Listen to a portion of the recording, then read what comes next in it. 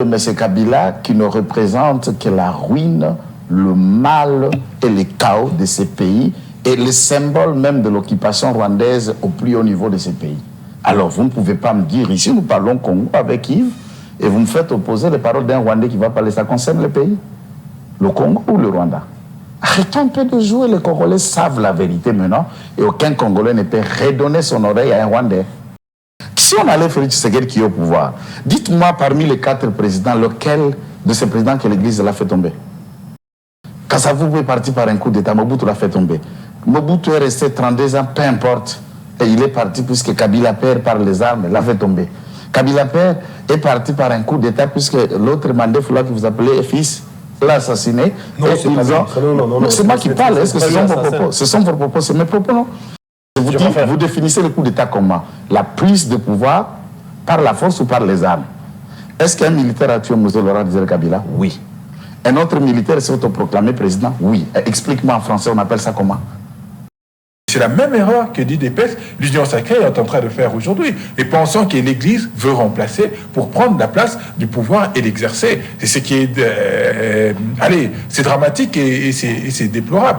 Et nous rappelons que, comme ce sont des citoyens congolais, un citoyen congolais peut aller en prison, même s'il le prête, même s'il est politique, même s'il est avocat, même s'il est magistrat. Ça, c'est un ballon d'essai, apparemment. Hein. J'insiste, vous n'avez jamais entendu?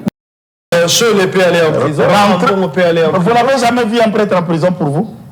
Mais Cardinal Malou, la même, s'est retrouvé en exil. Vous étiez où? Oui, je sais. Dans quelle période? C'est la jurisprudence. Qu'est-ce que vous sentez? Au Nicaragua, il y a même un archevêque qui est en prison déjà condamné de 15 ans. Je rappelle qu'à la suite du hold-up électoral, qu'est-ce qu'a dit l'Église? Qu'est-ce qu'a dit l'archevêque de Kinshasa, l'éminence cardinale, qui a dit que du mal pouvait sortir le bien. C'est lui qui a apaisé les esprits. C'est lui qui a permis à ce que la nation qui s'envolait dans une fracture indescriptible puisse quand même baisser dans toute cette bouillante atmosphère qu'elle avait. Mais c'est lui-même aujourd'hui que M. Kitenge accuse d'être corrompu. Mais alors à l'époque, il a été aussi corrompu en début 2019 lorsqu'il disait effectivement que du mal pouvait sortir les biens. Sachant qu'ils avaient les résultats des élections et sachant que M. Félix Tshisekedi n'avait pas été élu. Mais pour préserver la paix sociale, ils se sont sacrifiés, ils se sont appuyés sur les Saintes Écritures et ils ont accordé le bénéfice du doute à M. Félix Tshisekedi qui aujourd'hui ne leur renvoie pas, qui aujourd'hui pour seul retour leur envoie des menaces par Kitenge. Donc M. Félix Tshisekedi à Boujima a fait des menaces. M. Kitenge le relaie ici sur le plateau des télés en disant que tout le monde seront arrêtés. Mais oui, Pourquoi, même du point de vue de l'opposition, seulement cette église conduit du côté de l'opprimé? Donc considérons que Katumbi a laissé l'opprimé.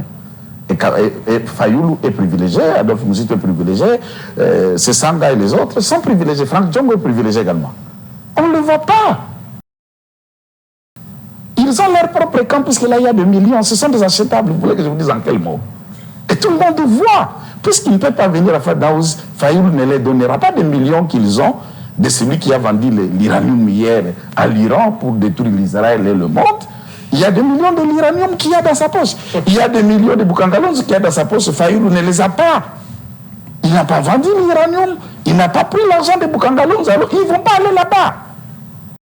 S'il faut imaginer que l'Église catholique est une farce et fera ça, c'est une fiction. Tous et à vous qui êtes branchés, on se retrouve encore pour ce nouveau Nice Press. C'est un plaisir de vous retrouver après un temps d'absence, mais nous sommes là, nous sommes revenus à la charge pour vous servir. Nous allons parler République, nous allons parler Nation. Vous savez qu'il y a eu réaction de le chef des prélats catholiques. Peut-on nous dire aujourd'hui qu'il y a une guerre entre le régime actuel et l'Église catholique? Eh bien, nous allons évoquer la question dans cette émission où on parlera également de l'insécurité qui continue à battre son plein dans la partie Est. Oui, hein, c'est une question qui nous préoccupe depuis la nuit des temps et nous avons l'obligation, n'est-ce pas, de mettre un point de vue jusqu'à ce que la paix sera retrouvée dans la partie Est du pays. On va vous signaler ici que le M23 continue à recruter. Ils ont recruté le jeune Congolais. Et aux côtés de ces jeunes, il y a plus de 3000 hommes, soldats bien sûr, venant du Rwanda, pour appuyer ces derniers au point de déstabiliser les pouvoirs de Kinshasa. Nous allons vous en dire plus. Nous parlerons également des élections. Nous sommes en 2023 à l'électoral, ça vous le savez. La CENI venait de convoquer l'électorat alors que certaines langues pensent que c'est en violation des textes, alors que la loi sur la répartition des sièges n'est pas encore promulguée, comment Kadima peut convoquer l'électorat. Nous allons vous donner des précisions. Sur ces plateaux, nous sommes honorés par la présence de maître Joël Kitenge, qui à son tour représente ici l'Union Sacrée. Et de l'autre côté, c'est l'opposition, c'est la résistance, c'est la Mouka. Les idées représentées par monsieur Yves Badjoko, ensemble à bâton rompu, pendant 50 minutes au maximum. Vous serez bien évidemment éclairé par rapport aux questions déjà évoquées. Je m'en vais saluer mes invités en commençant par maître Joël, à qui j'ai dit bonjour et bon mardi à vous. Merci beaucoup de l'invitation. Salutations aussi à mon frère et ami Yves Badjoko, mais aux Congolais qui attendent cette émission pour comprendre des questions qui intéressent la nation dans le plus profond des raisonnements. Donc nous parlons Congo, nous parlons République, nous parlons de démocratie et tout ce qui va avec. Alors, cher Yves, ça fait longtemps. Merci d'être là et bon mardi à vous. Merci, je vous remercie pour l'invitation. Bonjour à mon co-débatteur et à tous les téléspectateurs. Effectivement, j'espère que nous parlons de démocratie et non, nous ne parlerons pas d'autocratie comme M. Félix Tshisekedi veut s'enfermer à la suite de son discours à Mbujimayi où il a menacé tout le monde, il a menacé les évêques, il nous a menacé. Vous avez fait ça d'une menace effectivement, la menace, elle était ouverte, elle est aussi claire, menaçant de violer toutes les lois de la République et même les droits humains pour prétendument garantir la sécurité et l'unité du pays. J'espère qu'on ne va pas se verser dans cette dictature profonde vers laquelle M. Félix Tshisekedi veut nous emmener. Maître Joël, vous allez prendre la première parole, prise de parole bien sûr. Vous avez suivi l'intervention de M. Yves qui menace les propos du chef de l'État depuis Mbujimayi comme une menace, mais du moins il réplique. Du coup, dans le chef des prélats catholiques, les catholiques disent ceci, je cite, « Hier, vous étiez accompagné par eux, vous, le pouvoir en place, j'ai fait allusion à l'INPS bien évidemment, et aujourd'hui, vous pensez que l'Église catholique se mêle dans des choses pour séparer davantage la population, alors que ce n'est pas le cas. Votre point de vue, si pas votre analyse par rapport à ça. Hier, vous y étiez bénéficiaire de même service, aujourd'hui, vous voulez remettre tout en cause. Bon, merci un peu de la question. Je voudrais répondre à cette question dans trois aspects. Vous avez la parole, oui. Oui, le premier aspect qu'il faudra, ce qui est rappelé à tous les Congolais, la nature juridique de l'Église catholique, hormis que le Congo est un État laïque, mais l'Église catholique est une personne publique, des droits publics internationaux et a un statut et une nature juridique bien définie, et c'est depuis 2016, d'après la ratification de l'accord de Saint-Siège, l'Église catholique est considérée la seule d'ailleurs, à travers le monde, et il y a une nature juridique de personne morale, je veux dire, internationale, et régie par le droit international, suivant l'accord de Saint-Siège. Tout le monde peut aller voir à l'Internet. Ceci veut que l'Église catholique, dans son entité, est considérée comme une entité, une ambassade, un service dépendant d'un État du Vatican. Et en agissant dans un État, c'est comme des préposés de l'État du Vatican dans une nation. Et en tant que tel, ils ont le dérôle du point de vue religieux. Ça veut dire qu'ils se soumettent au dictat de la laïcité, la liberté de croire. Chez nous au Congo, nous n'avons pas l'Église de l'État. Et dans un autre côté, ce sont des diplomates faisant partie d'une organisation comme État du Vatican, dirigé par le pape, se soumettre aux droits des réserves d'après l'accord de Vienne. Ça, c'est le statut de Rome tel qu'a été modifié, et les textes, tout le monde en a. À ce titre, il y a lié, quand ils les parlent, ils agissent comme membres d'un État, et il y a lié, quand ils les parlent, ils agissent comme des religieux, tout en respectant la liberté et la limite qu'il y a dans un État laïque. Ça, c'est un aspect important qu'il faille souligner. La gestion de l'État et la gestion de l'Église, ce n'est pas la même chose. Et il faudra revenir sur le prescrit lorsqu'on a séparé la gestion de l'État à l'époque, la papauté et l'État, de l'autre côté l'Église et l'État, de l'autre côté qui découle de plusieurs années, et tous les apprenants qui sont encore élèves, et nous tous, avons appris, connaissant la théorie de la séparation du pouvoir entre l'Église et l'État, ce qu'a été le roi et la papauté de l'époque. Alors, le rôle de jouer de l'Église catholique aujourd'hui, qui dit accompagner, je voudrais bien comprendre. Je n'ai pas vu Et nous n'avons jamais nié que l'Église catholique, comme Église, est composée de citoyens congolais. Le prêtre également sont des citoyens congolais. Tout à fait. S'ils prennent parole comme citoyens congolais de la question qui concerne l'État et la nation dont ils sont aussi membres, à ce titre, ils sont libres d'émettre un point de vue, une opinion et d'accompagner ou d'analyser la situation. Mais ne pas imaginer la primauté ou la suprématie par rapport à une religion ou à une entité.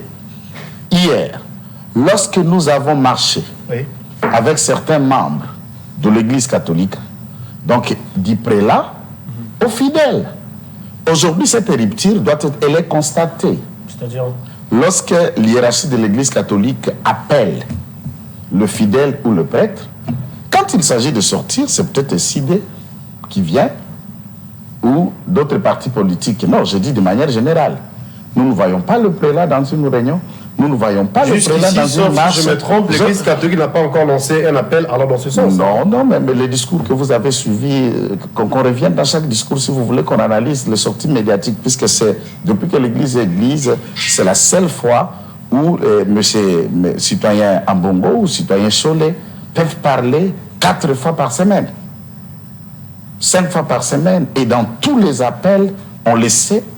Partout où il passe. Je peux vous relater, je suis rentré il y a un jour, donc 2 jours déjà, que je suis à Kinshasa de Lubumbashi, où alors que Yves Badjoko ici et les autres attendaient Mbongo et tous les autres comme leurs membres de venir à Sainte-Thérèse, ils se sont amassés à Kachobwe. La raison, on a inauguré une paroisse.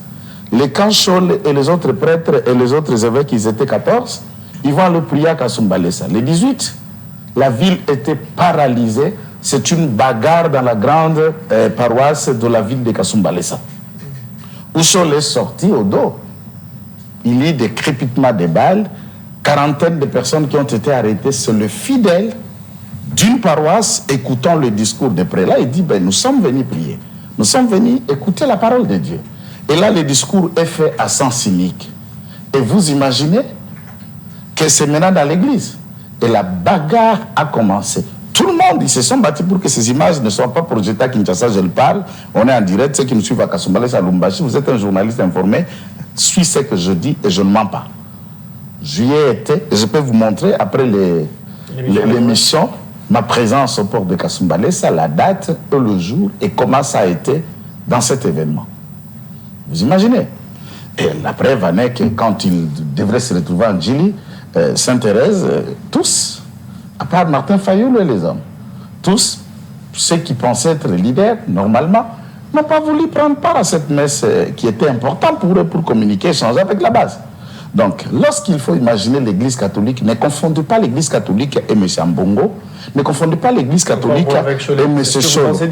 Non, c'est ça que je vous dis. Puisque dans l'Église catholique, je peux poser, de manière générale, on parle de la politique. Vous savez au moins là où Adolphe Mouzeto prie. Et vous n'allez pas changer qu'il n'est pas catholique. Vous savez au moins là où M. Christophe Mbosso ou Bahati ou les autres, et tous les autres leaders là où ils prient. Vous n'allez pas dire qu'ils ne sont pas catholiques. Parce qu'en disant de l'Église, il n'y a pas que le prêtre, puisqu'il n'y a pas un prêtre, il n'y a pas une Église sans les fidèles. Si vous êtes seul, qu'est-ce que vous représentez? Pour qu'il y ait une base, une population derrière vous, il y a des croyants, et il y a ceux qui président l'homélie et le prêtre. Donc à ce stade, l'Église catholique est composée de 2 camps. Et la rupture est pour les individus qui, du reste, vous ne le verrez jamais venir voir Adolphe Mouzeto dans ses bureaux. Vous ne le verrez jamais venir à Fadenhouse rencontrer Martin Fayoulou, puisqu'ils n'auront pas d'enveloppe, qu'ils trouvent à Kachobwe, à Kingakati ou à Rota, à Kachamata. Toutes les rencontres et les réunions, mais ce sont des achetables de prêtres de la honte. Ah bon? Et je vous l'ai dit. Et ici, il ne faut pas confondre ces individus achetables et corrompus, ignobles, et l'Église catholique dans son ensemble qui est composée de prêtres et de croyants. Alors, cher Yves, à l'entame de votre intervention, vous avez qualifié les propos du chef de l'État comme une menace depuis Mbujimayi. Vous avez suivi l'intervention de M. Joël Kitenge, qui pense que l'Église devrait à tout prix être, parce que cette tautologie, Église au milieu du village. Même au milieu de l'opposition. Fayoulou, Mouzeto et les autres, qu'ils viennent. Je vais le voir un jour à venir dans le bureau de Yves Badjoko. Il y a une rupture entre le prélat et la base. Est-ce que l'Église n'arrive plus à nos jours à jouer son rôle? Ou bien, ce qu'avait fait l'Église dans son temps, Alors que l'UDPS était encore en opposition, aujourd'hui, l'Église continue le même chemin ou encore le même rôle. C'est très intéressant quand j'entends le développement du discours. Effectivement, Maître Kitenge tombe lui-même dans le piège où il ne faut pas tomber.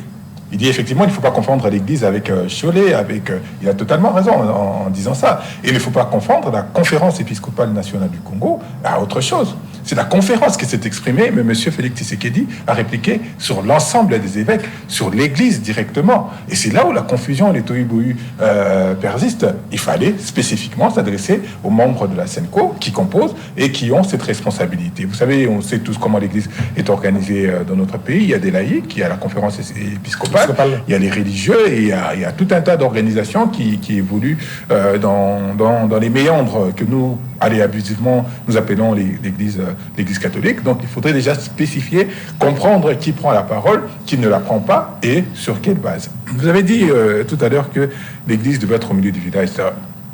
Je vais laisser l'abbé Monseigneur, je pense qu'il est devenu, Cholet, pouvoir lui-même répondre. Il a déjà répondu. Il a dit que l'Église est du côté des faibles.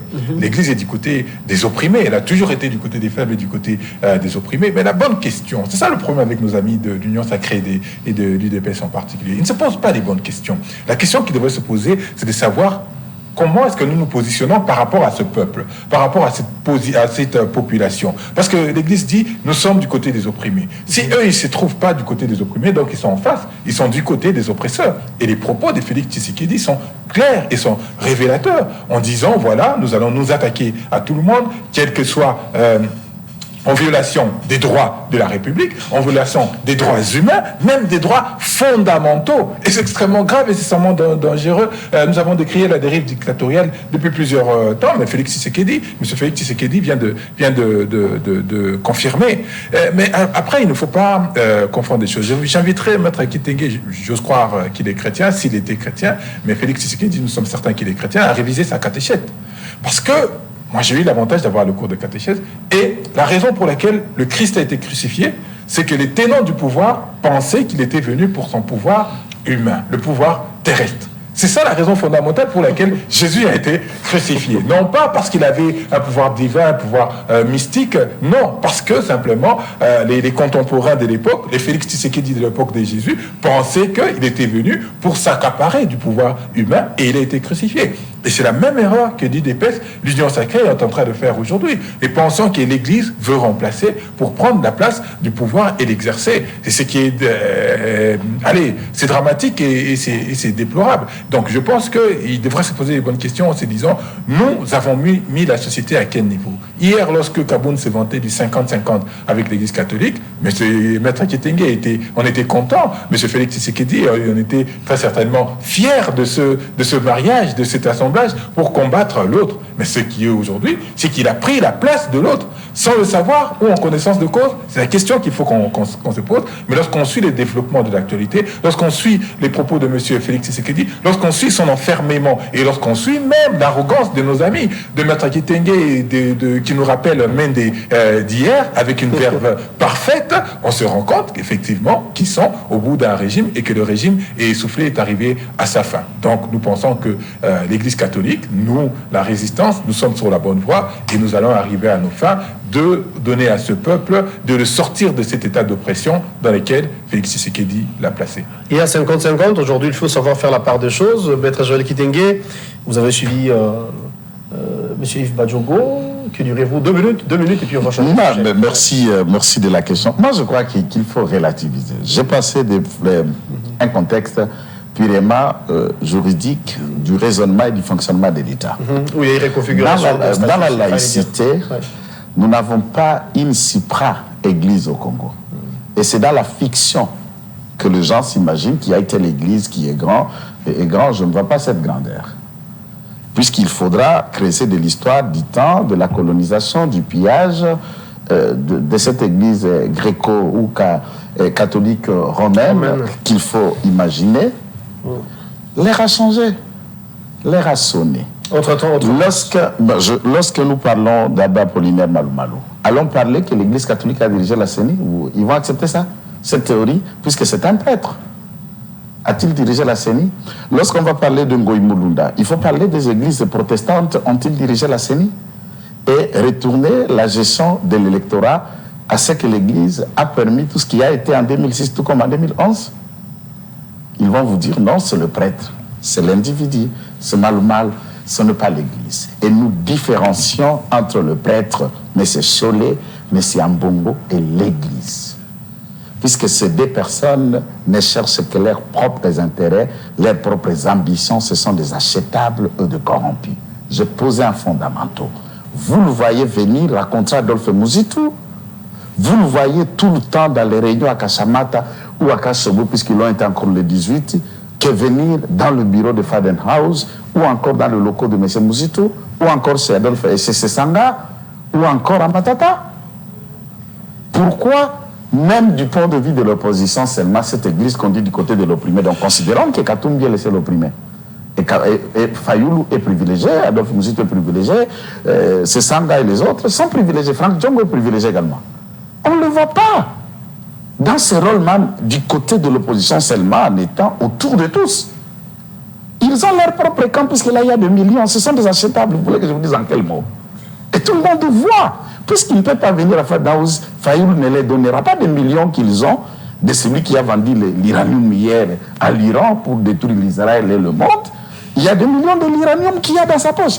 Il y a des millions de Boukangalons qu'il y a dans sa poche. Fayoulou ne les a pas. Il n'a pas vendu l'uranium. Il n'a pas pris l'argent des Boukangalons. Alors, ils ne vont pas aller là-bas.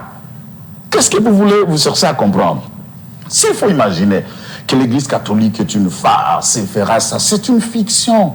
Depuis que le Congo et Congo, on a connu Kasavubu, Mobutu, Kabila, et l'autre, si c'est Kabila encore, le Mandef là. Et après, on a Joseph. Kabila fils. Non, ben, je ne parle pas de fils, je parle de Kabila père, et l'autre que vous appelez Kabila, que tout le monde connaît ses origines, son nom. Je ne tente pas dans ce genre de détails. Et jusqu'à Félix Tshisekedi. Si on allait Félix Tshisekedi qui est au pouvoir, dites-moi parmi les 4 présidents, lequel de ces présidents que l'Église l'a fait tomber? Je ne connais pas. Kasavubu est parti par un coup d'État, Mobutu l'a fait tomber. Mobutu est resté 32 ans, peu importe. Et il est parti puisque Kabila père par les armes l'a fait tomber. Kabila père est parti par un coup d'État puisque l'autre Mandef là que vous appelez fils l'a assassiné. Non, c'est moi qui parle. Est-ce que ce sont vos propos? Ce sont vos propos, c'est mes propos, non? C'est l'assassin. Mais qu'est-ce que vous dites par un coup d'État? Non, évoluons. Je vous dis, vous définissez le coup d'État comment? La prise de pouvoir par la force ou par les armes? Est-ce qu'un militaire a tué Moussa Laurent Désiré Kabila? Oui. Un autre militaire s'est autoproclamé président? Oui. Explique-moi en français, on appelle ça comment? Ce n'est pas un coup d'État. Alors si vous trouvez des mots, alors trouvez vos justificatifs. Et après que Kabila, il est resté là, mordicus, jusqu'à ce qu'il a même épuisé ses mandats. Il glisse de 2 ans. Et c'est par les élections de 2018 que celui-ci va partir. Et l'Église a fait partir qui? Les élections. Et la jurisprudence, non, la question c'est la jurisprudence commencera avec qui? Puisque cette Église n'a jamais fait tomber un régime au Congo. Ça ne s'est jamais fait. C'est de brouillés, de brouhaha qu'on attend tous les jours et qui n'ont jamais changé les faits. Et qu'ils rêvent, ils rêvent debout qu'aujourd'hui ils vont faire partie de ce qui dit, c'est dit n'importe quoi. Et nous vous rappelons que la donne est suffisamment évolutive. Alors, cher Yves, de l'Église, des églises traditionnelles, de musulmans et de toute autre croyance, nous sommes au centre de la laïcité et nous rappelons que, comme ce sont des citoyens congolais, un citoyen congolais peut aller en prison, même s'il est prêtre, même s'il est politique, même s'il est avocat, même s'il est magistrat. Ça, c'est un ballon d'essai, apparemment. Hein. J'insiste, vous n'avez jamais entendu rentrons au Congo. Encore une autre menace. Rentrons au Congo. Mais puisque vous voulez présenter... Non, Chollet peut aller en prison. Vous n'avez jamais vu un prêtre en prison pour vous? Mais Cardinal Maloula même s'est retrouvé en exil. Vous étiez où? Oui, je sais. Dans quelle période? C'est la jurisprudence. Qu'est-ce que vous sentez? Au Nicaragua, il y a même un archevêque qui est en prison déjà condamné de 15 ans. Qu'est-ce que vous imaginez? Non, vous pensez qu'un pasteur congolais, du temps où Moïse Katumbi avait commandité l'assassinat des pasteurs Loukoussa en 2004, il va aller en prison pour une prédication et de la prison là, on va empoisonner. C'était un grand pasteur à Lubumbashi, devient se voir. Et tous les pasteurs qui vont en prison sont plus religieux qu'un prêtre qui peut aller en prison. tout celui qui va à la contre de la loi, il sera frappé par la loi. Et c'est clair, et tout le monde doit le mettre dans sa tête. Ah, Chérif, qu'est-ce que vous attendez de l'Église catholique? Parce qu'apparemment, pas apparemment, sachant que vous soutenez cette position prise au niveau de l'Église, et qu'attendez-vous de l'Église pour les élections prochaines? Est-ce que vous attendez à l'appui de l'Église catholique, ou bien l'Église continue réellement ou normalement à jouer son rôle? Nous attendons de l'Église l'appui au peuple congolais, pas à nous de manière spécifique. Nous, je ne veux pas dire que nous n'avons pas besoin.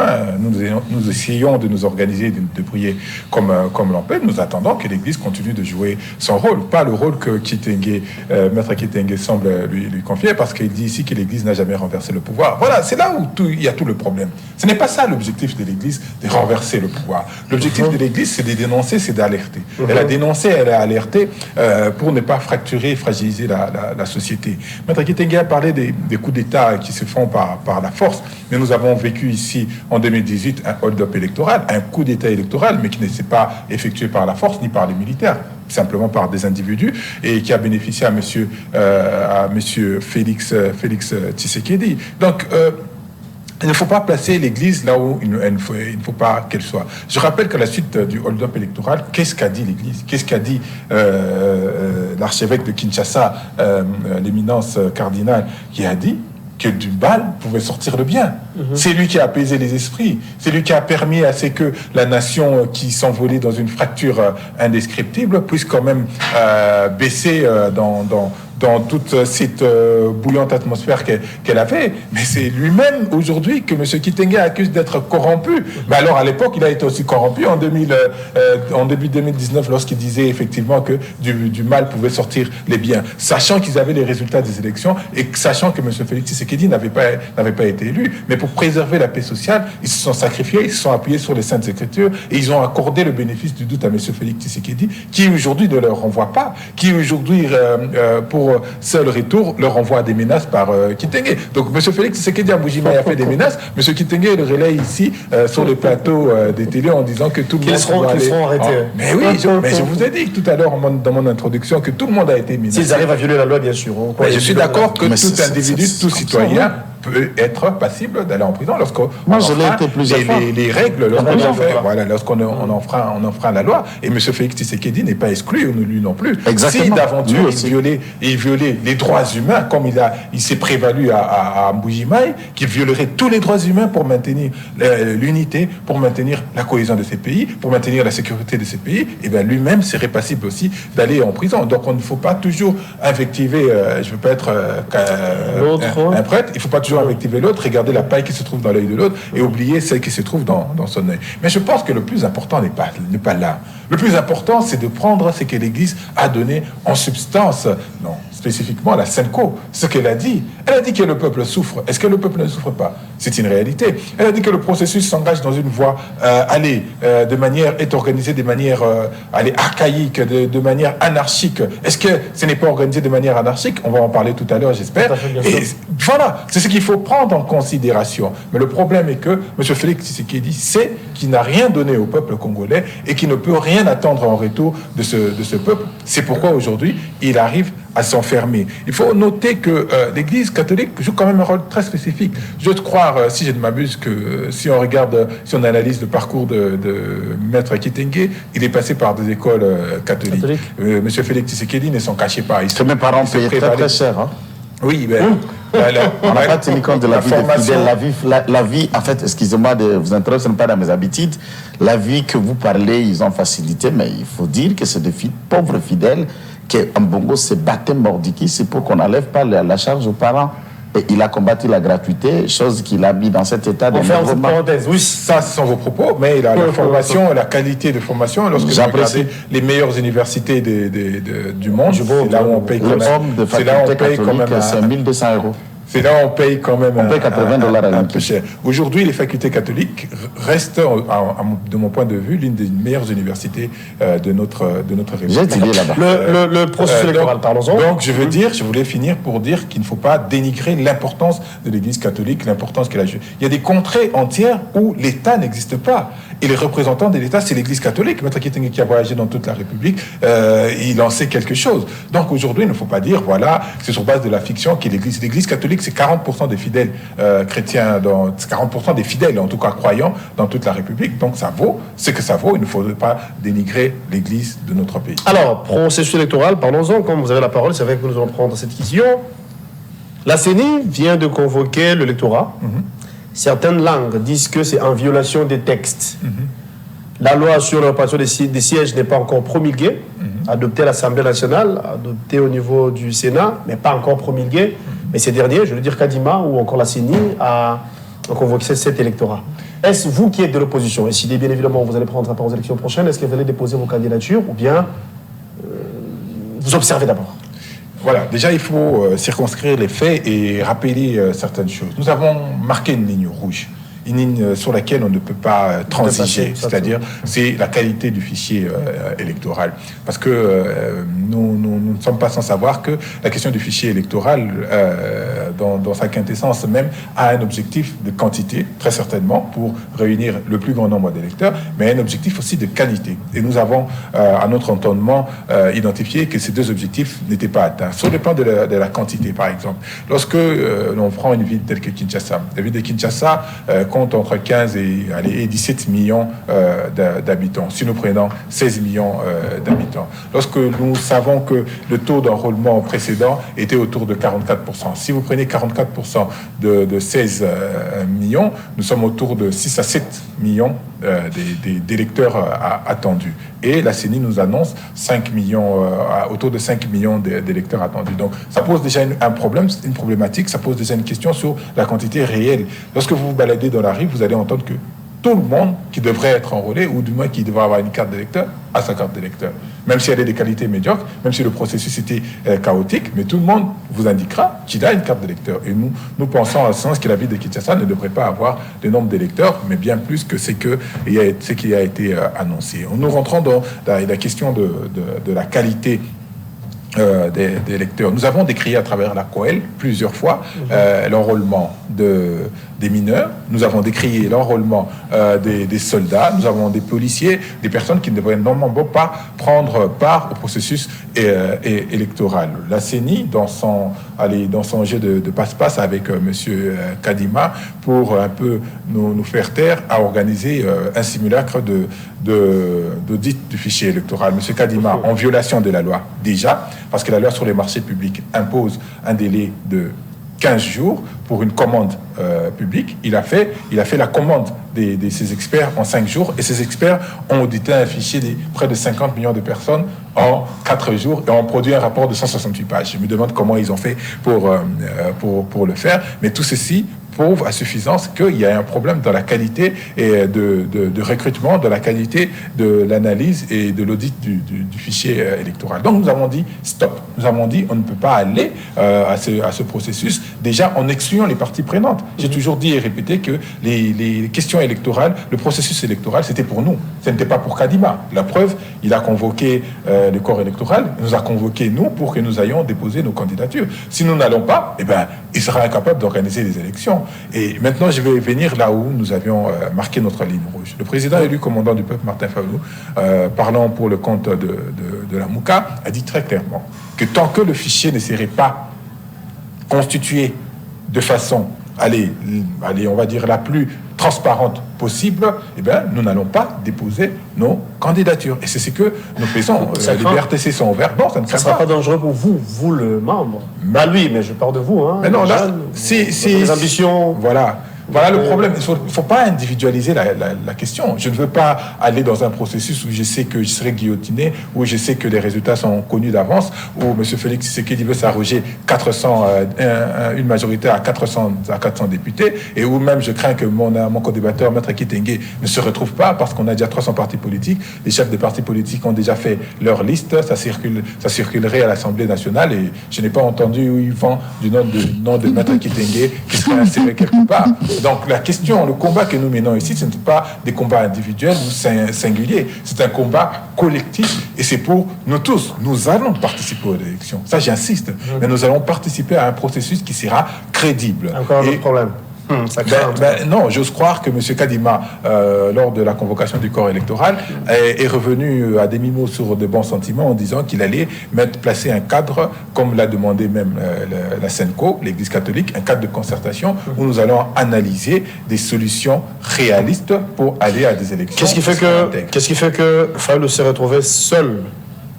Angélique s'intéresse. Voilà. Non, Fayoulou ne s'est pas retrouvé seul parce que les autres candidats déclarés ont été représentés au plus haut niveau au travers de leurs secrétaires généraux. Donc nous étions tous là. Et voilà, nous avons parlé à la population. Chacun a dit ce qu'il pensait. C'était un pari gagné d'après vous?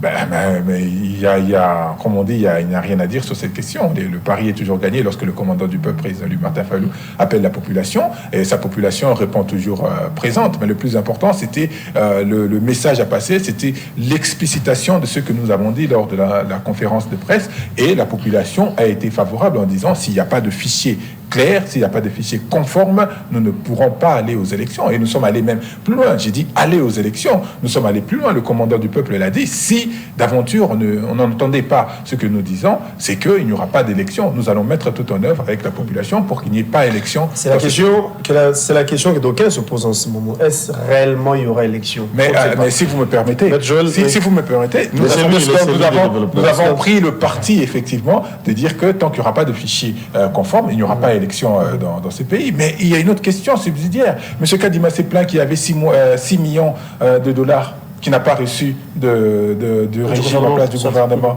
en place pour organiser les élections. Donc, avant même d'analyser notre position, analyser cette position de financement des élections qui n'est pas fait de manière conforme. Les financements poseraient problème, d'après vous? Oui. Pas d'après moi, d'après Kadima. Alors, question électorale. Est-ce qu'on peut dire que tout se passe bien dans le chef de la CENI? Il n'y a pas de faute, il n'y a pas d'erreur, tout est parfait? Sinon, vous avez suivi cher Yves. Non, on ne dirige pas la CENI. Pensez-vous que, c'est vous qui êtes au pouvoir. Non, la CENI est une institution d'appui à la démocratie. Donc, il faut placer la majorité ou encore le... Monsieur Guélor, ne tombez pas dans les pièges de mon ami. Non, moi je pose juste des questions, mais vous en faites pas. Il parlait de dérives dictatoriales, mais on sent que c'est SIDE qui organise les élections, qui vous dit s'il y aura élection, s'il n'y aura pas élection. C'est SIDE qui communique. C'est pas nous. Il faut attendre le propos de Yves Badjoko. Il vous a même dit qu'ils vont tout faire pour qu'il n'y ait pas élection si ils ne le font pas, puisque la CENI est dirigée par SIDE. Mais comment la CENI arrive à convoquer les corps électoraux alors qu'il n'y a pas eu promulgation de la loi sur la Je vais répondre à cette question, mais sans te déplacer des mots justes. C'est SIDE qui organise les élections. Au lieu de dire que nous n'allons pas prendre part, nous n'irons pas aux élections, nous n'allons pas présenter les candidatures, puisque c'est ce qui a été dit dans la conférence de presse. Arrivé à Sainte-Thérèse, je crois que vous et moi, nous sommes déjà habitués à la télé, nous scriptons le mot, les phrases et gestes. Si vous prenez la conférence de presse, l'adresse de Sainte-Thérèse, c'est des choses distinctes. C'est quelqu'un qui se rebiffait en craignant le brisement de ce parti, le départ de Yves et des autres et tout ça, qui ont des ambitions. Ce sont des jeunes brillants et tout, et qui visent à aller vers le Congolais, leur demander si les Congolais peuvent les envoyer, soit, c'est une hypothèse, à l'Assemblée provinciale ou à l'Assemblée nationale, au Sénat ou ailleurs, et dans toute autre responsabilité pour servir le Congo. Et Fayoulou, il est resté seul dans ce carcan, et c'est même la raison où les autres leaders ne sont pas venus, puisqu'ils l'ont trouvé que c'est une démarche unique. Ah bon? Notre proprio. Ils l'ont désavoué. Ah bon? Et ils ne sont pas venus dans la bêtise de Fayoulou. Ah bon? C'est là le mot qu'il faut le dire et comprendre. Si vous analysez, il dit nous ne présenterons pas les candidats à tous les niveaux. Vous avez relayé la presse, c'était là, c'était en direct. Tout le monde a suivi. Et les articles même de presse en ligne, partout, on a découpé, relayé le mot, les phrases, les contenus, les discours tout entiers, et ce qui a été tenu en direct. Et il a exigé également la publication du fichier électoral. Hein. Si on publie le fichier, c'est alors que son équipe non, je ne sais pas si, tout en les respectant comme un citoyen, s'il a des problèmes lui-même de comprendre qu'est-ce que publication et autres. Puisque après les experts qui ont travaillé pour l'audit du fichier, on n'a pas publié. Alors, s'il n'est pas informé, c'est simple. Donne-lui les données, puisqu'on l'a publié, ça se trouve dans les sites de la CENI, et tout le monde aujourd'hui est informé au XXIe siècle. Et on peut pénétrer les sites et trouver qu'on a publié les fichiers. Et on a dit, et d'ailleurs, si on n'a pas publié les fichiers, la loi dont vous faites allusion a été proposée sur base de quoi? C'est cette publication qui malheureusement n'est pas encore promulguée. Non, mais ne parle pas de malheureusement, a été publiée sur base de quoi? C'est de la publication des fichiers qu'on a découvert qu'à Kinshasa, par exemple, au-delà des sièges que nous avions avant, on a ajouté combien? 5 sièges. La raison, elle est simple. Exode rural, de certains événements ou de la réalité qu'il y a dans la province et dans les Congo profonds, les gens s'amènent un peu plus dans la capitale.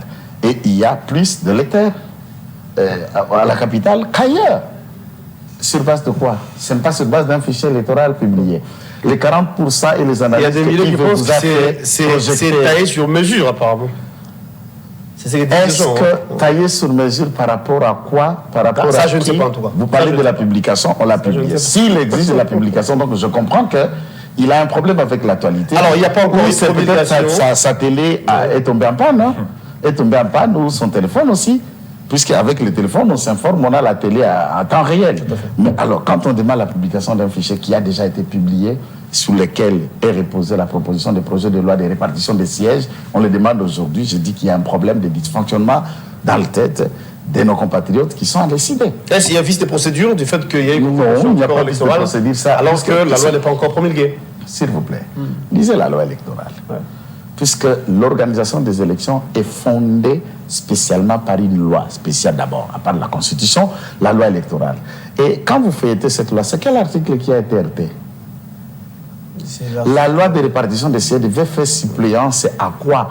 Ou la loi organique qui est instituée, qui organise la CENI. C'est comme cela qu'on peut parler de la violation de la loi. On ne peut pas se projeter, se faire une fiction, je crois chimérique, on a violé la loi. Laquelle loi? Lequel article? Et qu'est-ce qui est mentionné de cet article? Et les mots qui sont heurtés dans cet article, c'est l'article combien?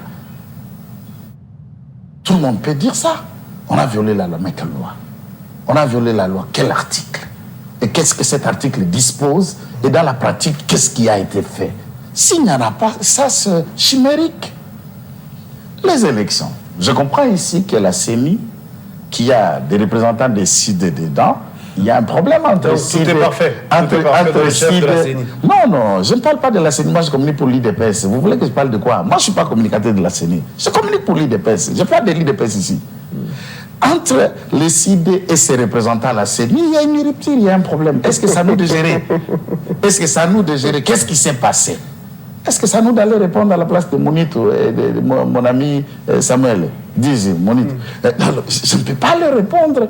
Ou encore à Didier Manala. Ou non, ce n'est pas à moi. J'ai maté un les autres. Ce n'est pas à moi. Donc, c'est à chacun de s'assumer au moins à ses niveaux. Il n'y a pas que cela. Puisque la CENI n'est pas composée que des partis politiques. Il y a aussi la société civile, l'Église, qui parlent ici à ses représentants, puisque du point de vue de la fonctionnement de l'État, au-delà de la laïcité, l'Église est dans la partie considérée comme partie société civile. Et elle est là-dedans. Et c'est le produit, c'est l'Église qui a mis Kadima et les 3 autres membres de la société civile qui font partie de la plénière des 15. Est-ce que l'Église ou la société civile est en rupture avec ces membres qui sont là-bas? Est-ce que c'est à moi d'expliquer qu'est-ce qui s'est passé entre eux? Je ne communique pas pour l'Église. Je ne communique pas pour la CENI. Vous me posez des questions qui ne nous concernent pas. Ce que nous constatons, nous, IDPS, on est partie prenante aux élections comme les CID. Nous allons aux élections. S'il y a des problèmes de financement, je peux tout de suite placer une phrase, demander au gouvernement et tout mettre en œuvre pour disposer, exactement pour disposer des moyens nécessaires à Kadima d'organiser les élections. Et si SID, tous les Congolais ont retenu que maintenant ils ont compris qu'ils ont parlé en précipitation, je ne sais pas qu'est-ce qui les est arrivé dans cette conférence de presse, maintenant, suivant Yves, ils ont rebuffé. Donc c'est aux Congolais de comprendre qu'il y a d'abord un problème d'une ligne, il y a d'abord problème d'une constance, il y a d'abord problème d'un combat. On ne sait pas ce qu'on veut, on ne sait pas ce qu'on dit, et on peut le dire à toute humeur. Et ça, c'est décidé. Ça, c'est Martin Fayulu. Ce n'est pas notre rôle, notre travail.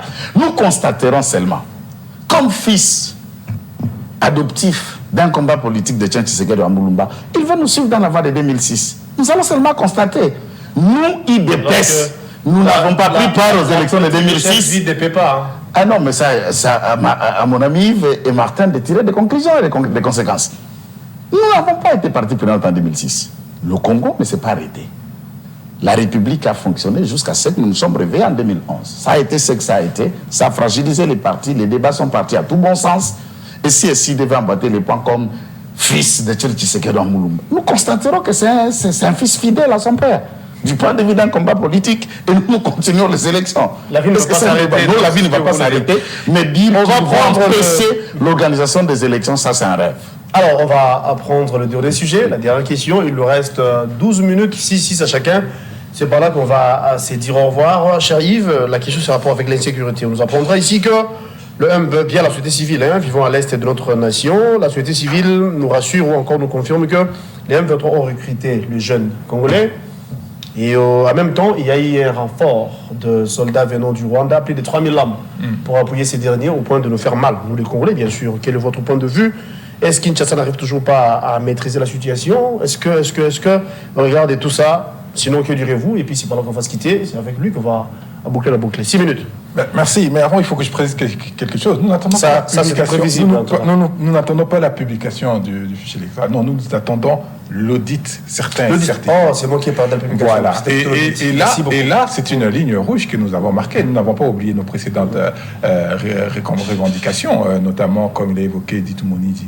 Lui-même, il dit que nous ne sommes plus en odeur de sainteté, nous ne sommes plus en relation. Quoi de plus normal que nous demandons à ce qu'ils puissent se déporter, ou alors à ce qu'ils puissent nous permettre, que la CENI puisse nous permettre d'envoyer quelqu'un avec qui nous serons en odeur de sainteté, on sera en bonne intelligence pour travailler, pour aller pour le compte de la République. Donc, sur ce point-là, on est d'accord, il reconnaît qu'il y a des problèmes dans ce sens-là, et il faut trouver solution à ces questions. Mais là, comme j'ai dit, il y avait la ligne rouge, mais il y a la question de la Cour constitutionnelle que nous n'avons pas oublié. Il y a d'autres questions que nous n'avons pas oubliées. Mais c'est que M. Kitenge fait fi volontairement d'omettre d'oublier, c'est que M. Kadima a dit qu'il prendrait langue avec les partis, notamment ceux de l'opposition. Non, notamment nous aussi, c'est pour ce qu'on est partie prenante. Nous sommes ouverts d'attendre Kadima de discuter. Effectivement, mais il a précisé qu'il prendrait particulièrement avec ceux de l'opposition. C'est un aveu un peu de reconnaître effectivement que cette opposition qu'il qualifie n'est pas représenté autour de lui, sinon il aurait entendu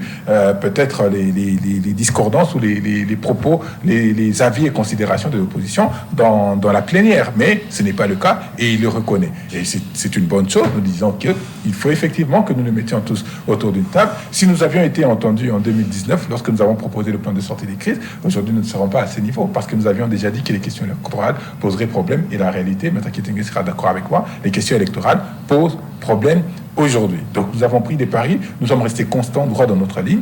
Tant que le fichier ne sera pas audité de manière conforme, alors nous ne déposerons pas de candidature. Et nous avons renchéri, parce que nous avons l'impression que M. Tshisekedi n'écoute que Félix, comme à son habitude.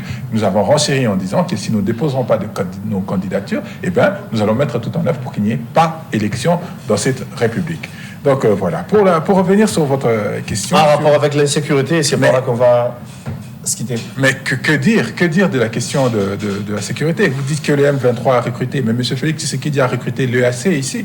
Et l'EAC aujourd'hui est en connivence avec le M23. Ce ne sont pas mes propos, ce sont les propos de Félix Tshisekedi, de M. Félix Tshisekedi qu'il a tenu en Chine, en disant que voilà, le M23 s'est accoquiné avec avec l'EAC. Mais ce qui est curieux, 4 jours après, le mandat de l'EAC a été encore prolongé. Je me demande de quelle logique tout ceci procéderait. Nous sommes totalement circonspects de constater que la République est gérée de cette manière. Mais alors après aussi, il n'y a rien d'étonnant, parce que nous avons dénoncé le manque de projets sur le plan de défense et de sécurité. Il n'y a aucune vision. On avance à tâtons. Aujourd'hui, on se rebiffe vers la SADC qui est en train de traîner les pieds. Ouais, parce qu'on a entendu, je ne sais pas, confirmer l'information. Parce que que le grand ministre de la Défense, Mbemba, dès qu'il sera arrivé, tout allait changer. Ça fait 4 mois, nous allons vers 4 mois où il n'y a rien qui a changé. Et j'aurais appris qu'il n'aurait pas été reçu par son homologue au niveau de l'Afrique du Sud pour militer sur l'arrivée de la SADC. Je ne confirme pas encore cette information. Donc tout est fait de manière hasardeuse. Tout est fait de manière à coup essai et erreur. Mais le problème, c'est que ce sont les populations congolaises qui en sont victimes. Nous parlons spécifiquement de la question de l'Est, mais ici au Maïndombe, les désastre qu'on n'arrête pas de continuer. Ici, à Kinshasa, au Bas-Congo, on apprendrait que la ministre Mobondo est arrivée au Bas-Congo et sera en train de sévir au Bas-Congo. C'est extrêmement grave et extrêmement dramatique. Nous disons que M. Félix Tshisekedi n'arrivera pas à trouver des réponses à toutes ces problématiques, qu'il en serait même à un certain niveau responsable, dans ce sens qu'il a offert à M. Kagame des contrats de raffinage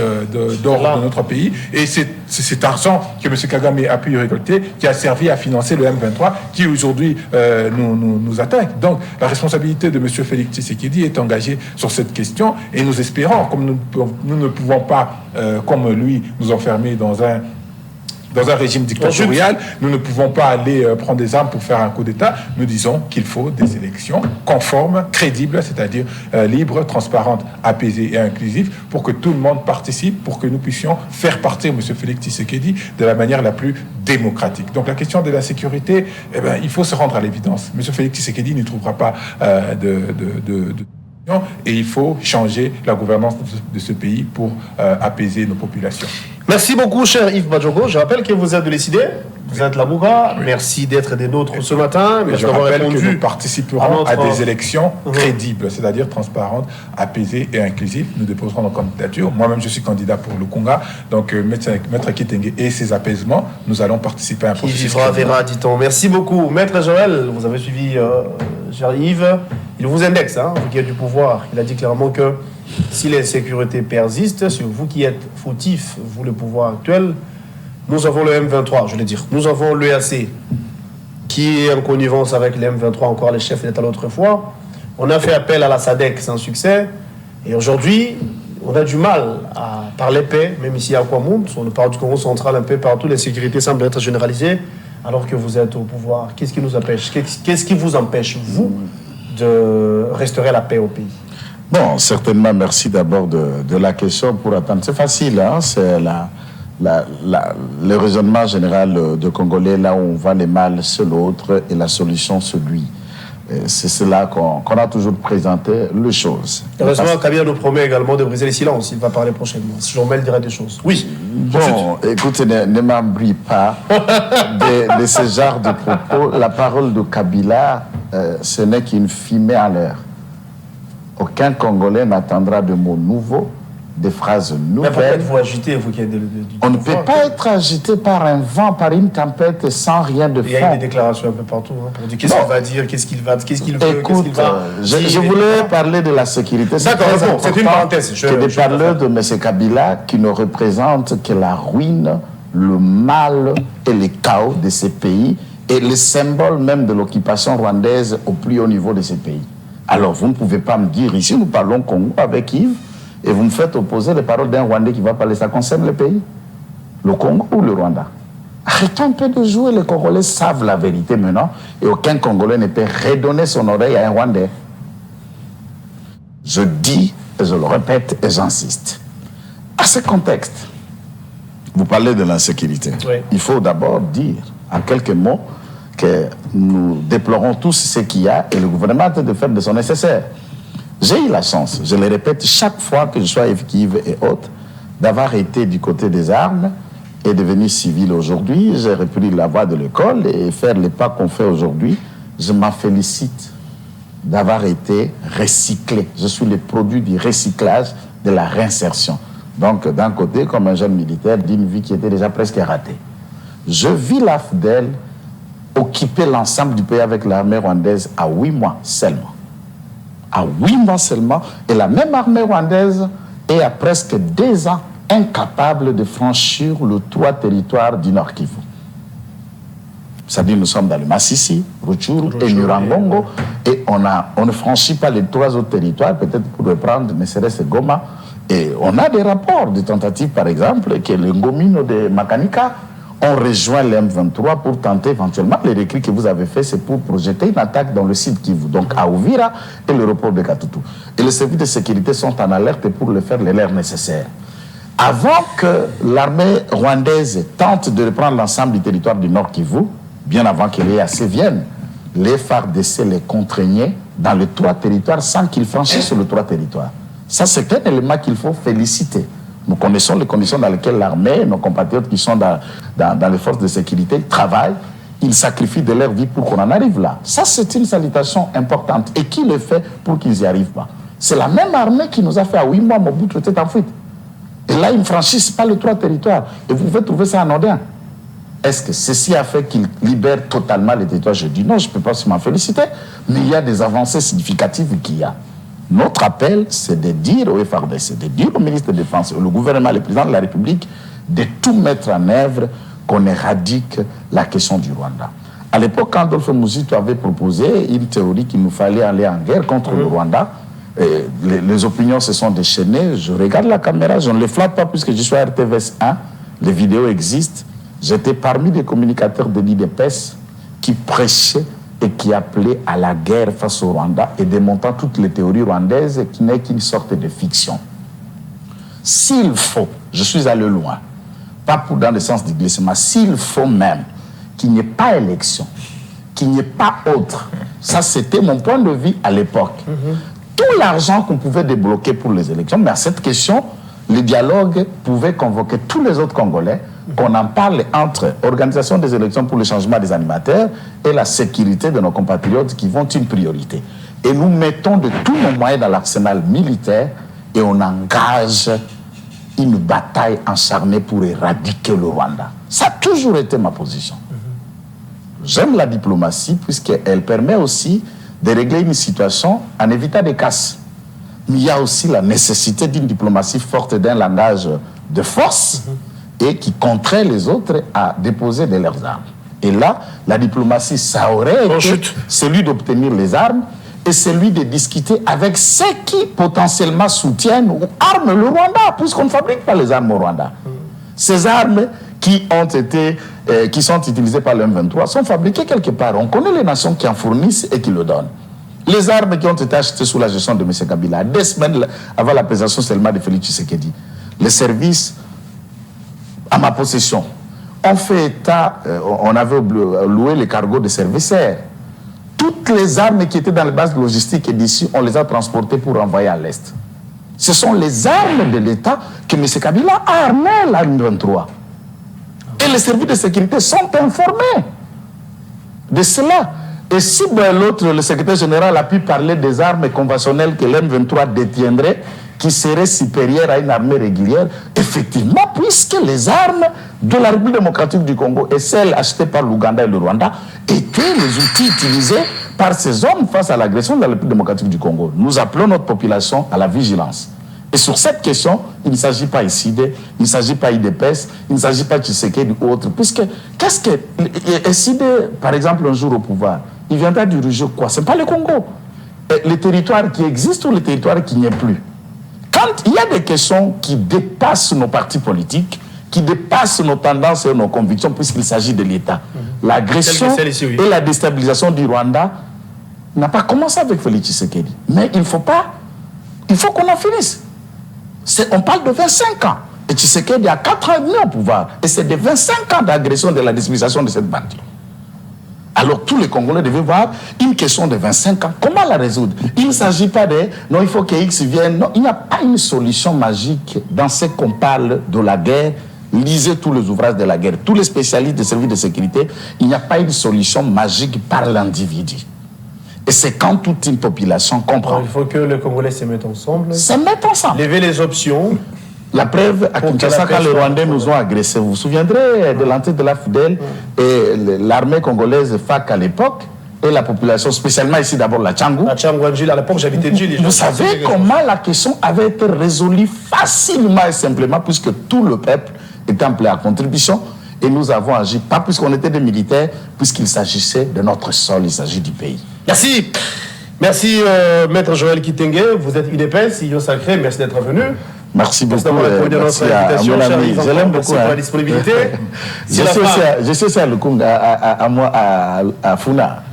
Je te souhaite bonne chance à Lukunga. Mais si Fayoulou va dans cet état, il faut se désolidariser de lui. Vous pouvez postuler comme IDPS. À Lukunga, on va vous élire. Ah bon? C'est la fin. On vous retrouve demain à la même heure, avec le même plaisir, pour un nouveau numéro. La rediffusion, c'est à 18h. Les internautes, abonnez-vous à l'Express Télévision, abonnez-vous à la RTVS 1. Merci à Guillaume Dzinga, merci à Pamphile Makanda. Merci à Blaise Ndombe pour la réalisation. Blaise qui était du côté de la régie en même temps. C'est la fin et on se retrouve demain. Merci à l'assistance également de Alain Trésor Guidinda, mon directeur. Au revoir.